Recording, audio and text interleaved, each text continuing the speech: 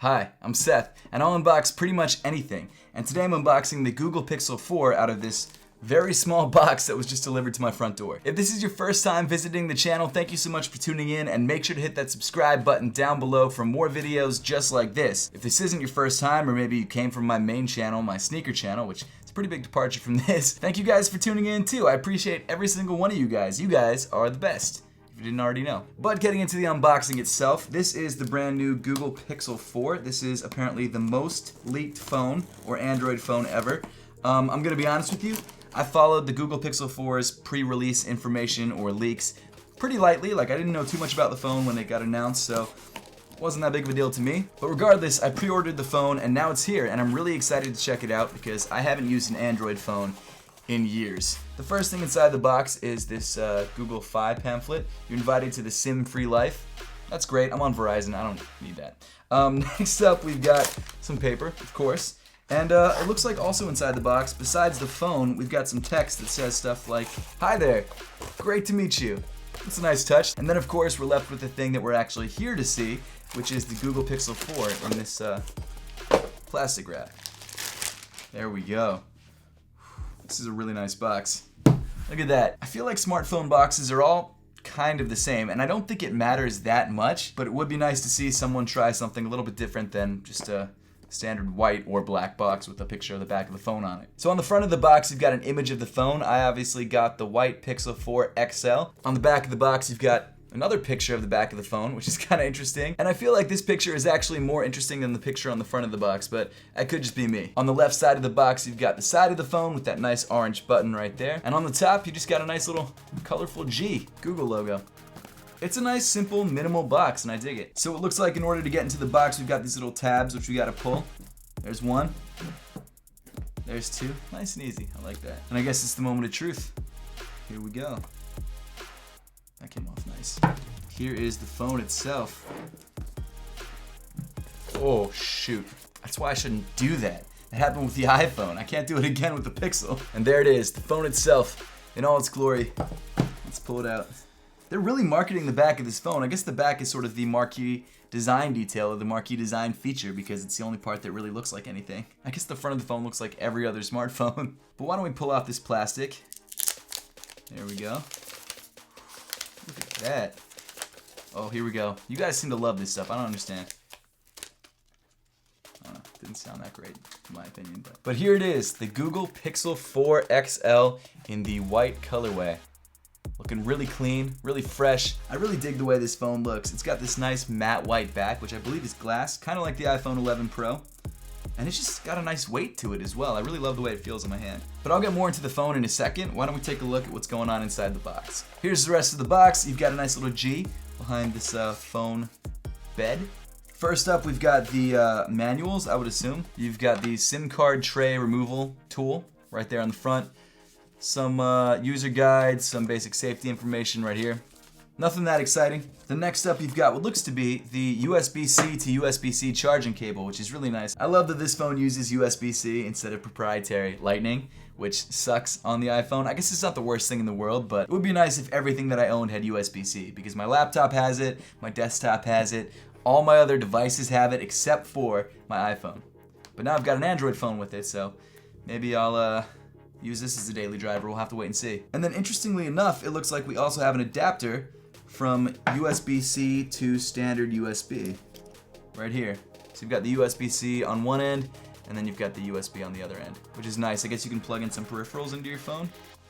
I guess that's the idea. And then the last thing inside the box is what looks like the power wall wart, the power brick. Very nice. I'm assuming it's a fast charging power brick. I would hope so. Yeah, let's just say it is. Probably is. So now that we've got the unboxing out of the way, let's take a look at the phone itself, which is kind of the whole reason you guys are here anyway. This is the first time I've turned on an Android phone that's mine in like 7 years. I think, maybe not 7 years. I think the first iPhone that I ever got was the iPhone 5. And before that, I had an LG. That was my last Android phone. I've had Blackberries, I've had everything. Checking for updates, which I guess is good. Installing updates. There's already updates? Isn't today the first day that this phone is shipping?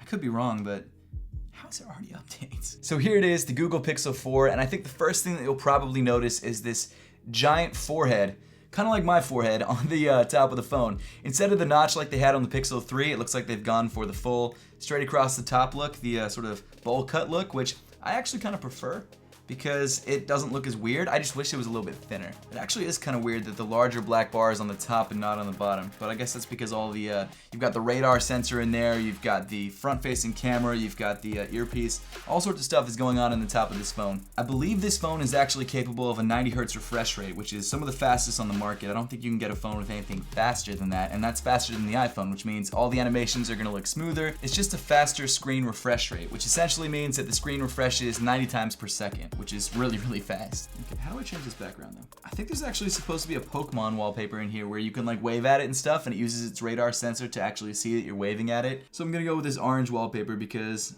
I like the fact that it sort of ties in with the orange power button on the side of the phone, which is a really cool detail. And that's actually one of my favorite things about this phone, the sort of playful industrial design. You've got, like I mentioned before, this matte white glass back, which feels really nice and really premium. You've also got this matte black edge around the edge of the phone, which is accented by this bright orange button.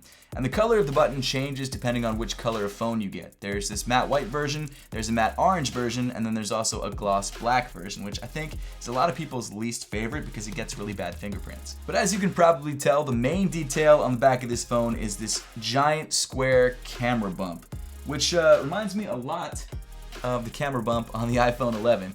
And this was my least favorite part of the phone, this camera bump, and for some reason Google just decided to do the same thing. Except the kind of weird thing about this camera bump is that it only features 2 cameras, unlike the iPhone 11, which has 3 cameras. And if you somehow are watching my unboxing without seeing any of the other Google Pixel 4 videos that have been out for like a week at this point, which I kind of doubt, you wouldn't know that the 2 lenses in this phone are a telephoto and a standard, which is kind of weird because with most phones that have 2 lenses, one is a standard lens and the other is a wide-angle lens because that's the more useful lens, or at least you would think.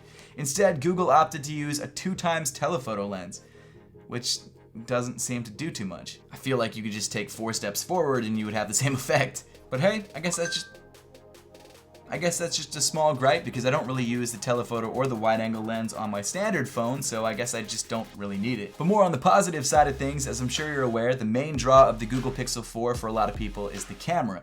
And the Google Pixel 4, of course, does also have an excellent camera, like the Pixel 3. This might be weird, but I'm gonna take a picture of a picture. I mean, hey, it looks great. It is a picture of a picture, but it's a good looking picture of a picture. No, but in all seriousness, I am really excited about trying out the camera on this phone and comparing it to the camera on my iPhone 11 Pro, which is my daily driver currently. In addition to taking just awesome regular pictures, it apparently also has a really awesome night mode, which rivals the iPhone 11, and I've been really impressed with the iPhone 11 so far. And if you're a fan of star photography, or I guess astronomical photography, I don't know what to call it, but if you like that sort of stuff, you can put this phone down on the ground or on a tripod, face the camera up at the night sky, and it takes a really great picture of the stars. Of course, it's a much longer exposure, so you can't bump or move the camera at all, but apparently it comes out really nice. I unfortunately cannot try that because it's pouring rain outside, but the good news is, if I did want to try it, wouldn't work because of the clouds, but if I did want to try it, this has some pretty good waterproofing, so I should be okay. Some other notable features about this phone is its excellent and super fast face unlock. So as soon as you look at the phone, it unlocks. You don't even have to swipe up like you do on the iPhone, which I think is pretty nice. And the Google Pixel 4 literally features a radar in the top of the phone, which means that you can actually use your hand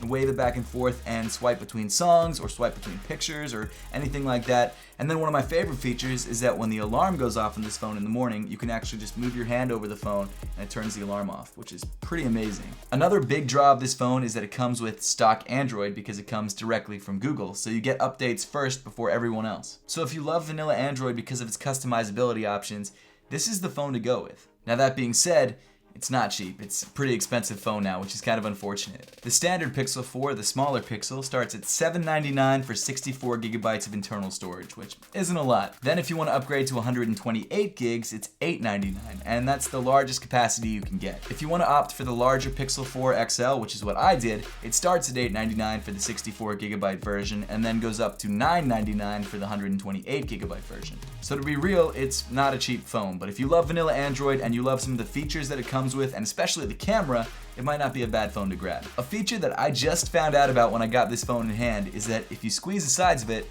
it pulls up the Google Assistant, which is kind of crazy. and it's recording everything I'm saying. That's great. It actually did a great job of transcribing that. That's every single word that I said perfect.